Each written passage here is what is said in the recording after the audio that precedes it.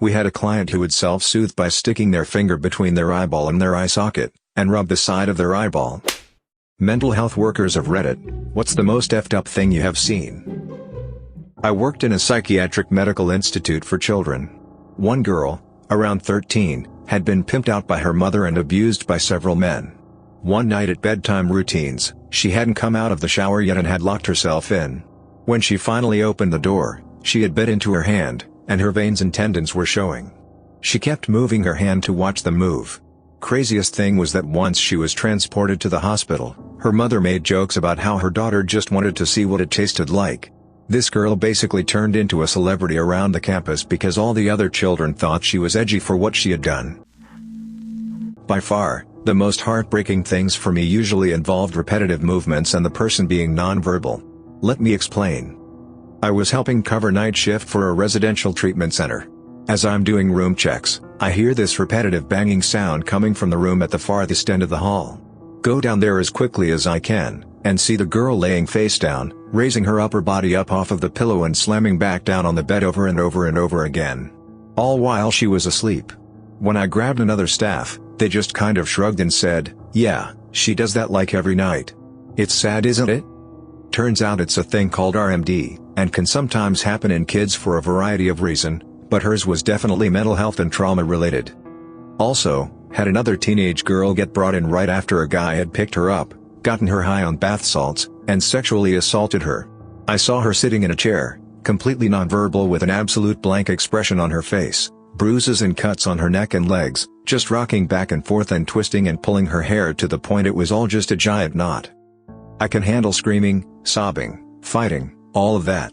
But when you see someone who is completely non-responsive just doing the same movements over and over again, you feel completely at a loss.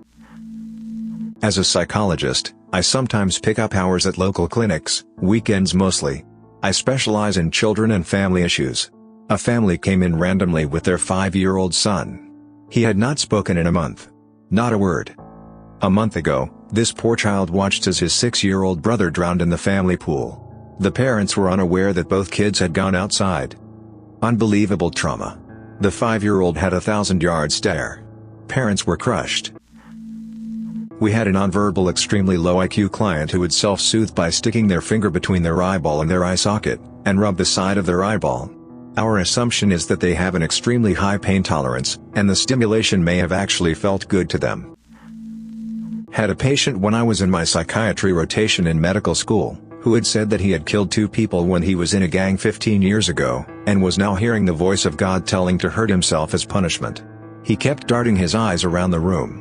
Definitely creeped me out during the patient interview. Not a mental health worker but a camp counselor at a camp for underprivileged kids. We had a camper who would blind rage. He would be completely normal, then randomly would effing snap. The very last day of camp, he was just waiting in line for something, when someone threw a rock and hit the kid who had blind rage directly in the eye, causing him to bleed from his eye. I have never heard a worse scream in my entire life. He then starts running towards the kid who hit him in the eye. It effing took 4 staff to get this 10-year-old to not effing kill another kid. While working in a jail, I was called down to someone's cell to assess him for homicidal ideations. When I got there, he had carved pieces of his legs out, and stated he was a follower of Satan, whom told him he needed to release some spirits from his body. He had a long history of self-harm, including swallowing glass. He had a high threshold for pain. Jail was not a place he should have been at, but unfortunately mental health funding is one of the first to go when there are budget cuts. I work in the forensic side of mental health. Where do I begin? PT. Was drunk and was physically assaulted by her boyfriend. Upon arriving at the hospital is hysterical and tells nurse she was sexually assaulted in the back of the ambulance. Medic denies it. During the investigation both are asked to take lie detector tests. He passes. She fails and tries to commit suicide, saying the police had been horrible to her and accused her of lying for attention. She now has brain damage. DNA results come back. She was telling the truth. Another story. Woman claims her coworkers at a fast food restaurant are controlling her mind with their iPods. They aren't really coworkers, they are secret military police. They make her black out and gang rape her. She gets pregnant and gives birth under their control, and they take the baby and start raping her too. Every night she can hear her daughter begging for help but cannot get to her. She starts calling 911 saying her daughter is being raped and ends up making dozens of calls before she is arrested for misusing 911. She never had a daughter. She refused to believe this and kept screaming at us to go find the bloody sheets in her closet as proof. There were no sheets. I've never seen a human being as scared as she was before that day. But none of it was real. The third story. Young guy in his early 20s. Found guilty of raping several children from infancy to 10 years old. Admitted that he started molesting kids when he was a teenager. Admitted to bestiality. He purposely chose infants or disabled kids because they couldn't tell on him. He had journals where he talked about his crimes and drew cartoons of his assaults. He also wrote about his future plans for assaulting more children and invented torture devices he wanted to build. He had plans and diagrams where he was planning on surgically removing his own penis. This guy was a Hannibal Lecter in the making. After he was found guilty and committed, he started torturing himself. He would try to think of painful sexual things to do to himself, and if he found out he was not the first person to think of that particular way to inflict harm, he would rage out. He was obsessed with finding new ways to hurt people in a sexual way.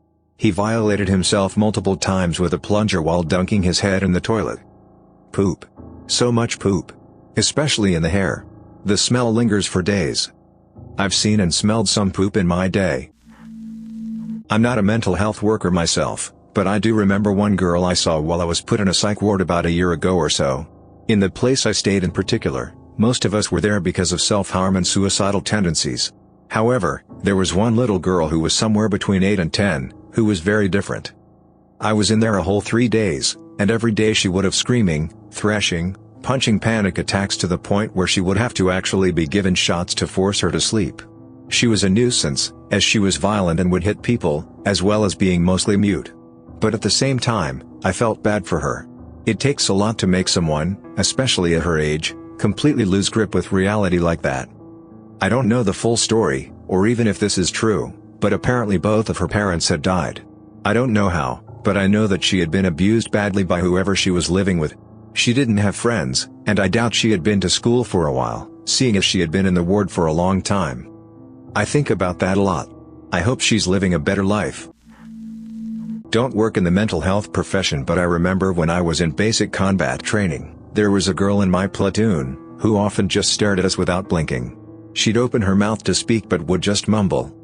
She'd sometimes say things about eyes being everywhere, watching her, and I think she refused to eat the food provided, because she was paranoid. She had a weird speech pattern as well. And at night when we were asleep in the female barracks, she was caught wandering around talking to herself and the supposed giant spider she claimed to see crawling on the ceiling. Long story short, she was sent to the psych ward after having a mental breakdown that was triggered by the presence of the drill sergeants. She claimed they looked like demons.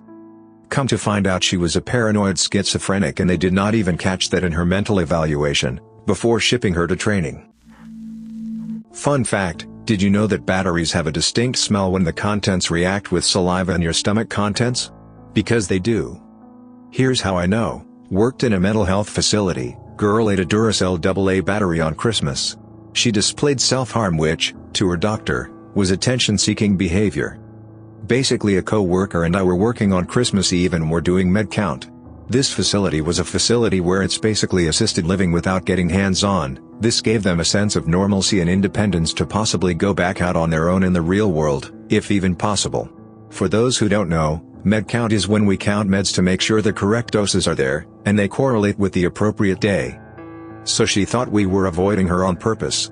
We weren't. We were gearing up to make Christmas cookies with them after med count, so we were trying to get a lot done so they would have fun, and not have to be interrupted by us leaving to go get meds ready.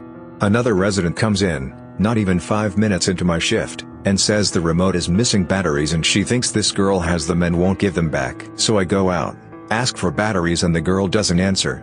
I keep asking and finally get a muffled answer, no. So putting on my metaphorical dad pants, I put on gloves, ask her to come to the office, and sit her down with us and say, "All right girl, spit it out, now." And I hold out my hand. It takes her a minute, but she complies and out comes what's left of a Duracell AA battery. My coworker almost throws up. She's got black stained lips and they clearly have the start of chemical burns on them. When the battery hits my hand, I immediately feel the heat from the contents eating through the glove, so I take it off and put it in a bag for the paramedics and for evidence for her doctor. My coworker is outside dry heaving still. The metallic smell mixed with burnt skin and vomit filled the office and I almost lost it but kept it together. She then says my stomach and mouth hurt really bad. Well yeah, I reply, you just ate a battery. Why would you do something silly like that, girl? If you needed to talk, you know you have my coworker and I?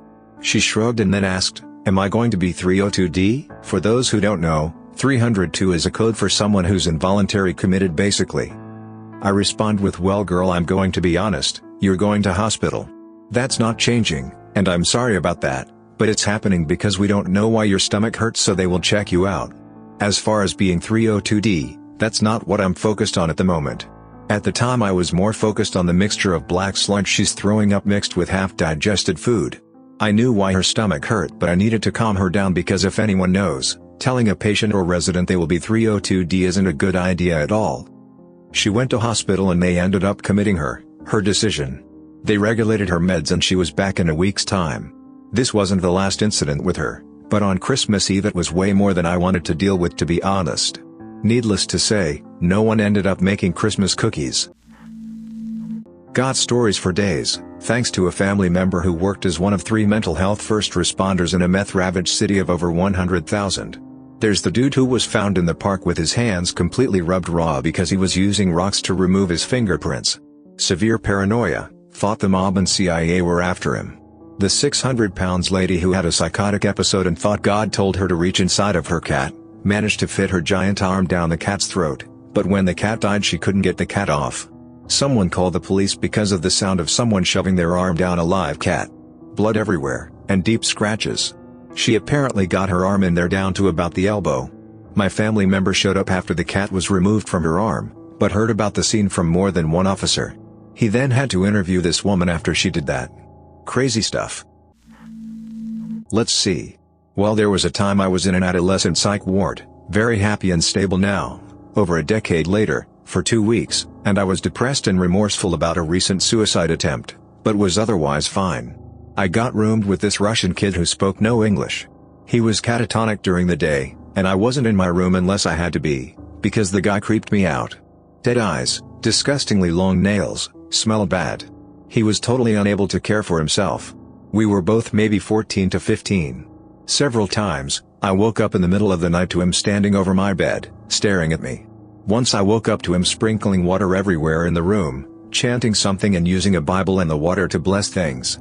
There was a big window between the heads of our beds, and he repeatedly blessed that window by saying something in, what I assume was, Russian in a deep, demonic voice, and then sprinkling water from a bowl he somehow procured. He sounded legitimately possessed. He did this for at least an hour, before eventually starting to sprinkle the water Catholic priest style on me, my bed, etc. And then I noticed the smell of urea. That was pee, not water. Highly dehydrated pee. I waited until he stopped this robotic sprinkling and demonic chanting, and then got up as if I was going to go to the bathroom, but then ran out and called a nurse. There was yellow-orange splatter all over my sheets. And somehow that crap wasn't as terrifying as the sleep paralysis and night terror combo I used to get. But it was wild and gross. Not a worker, but when my sister was checked into a psych ward after a suicide attempt, I went and visited her and got to meet some interesting people. My sister had made some friends there, and one of her friends had hallucinations, auditory and visual. This boy was no older than 16, and his explanation of what he saw was effing horrifying. Basically, he was always surrounded by ninjas who raped him and were always watching him. Now at first it sounds kind of bizarre and maybe even funny, but really think about it. Vanta black, hooded figures were always somewhere in the room watching him, the only visible thing on their bodies were the eyes. He said the ninjas would rape and torture him at random, and if they weren't doing that they'd be in the corners of the room telling him to kill himself. This boy was always looking around, giving blank stares to random places in the room. The most effed up thing is that you'd see him start to tear up and shake, and you just felt so helpless. I hope he finds peace one day, and I think about him a lot. Thanks for watching Radio TTS, hit the subscribe button and activate the bell notification to see more videos like this. Find the link for the original Reddit post in the video description and upvote these stories. Huge respect to all mental workers, you are amazing for being able to do this job.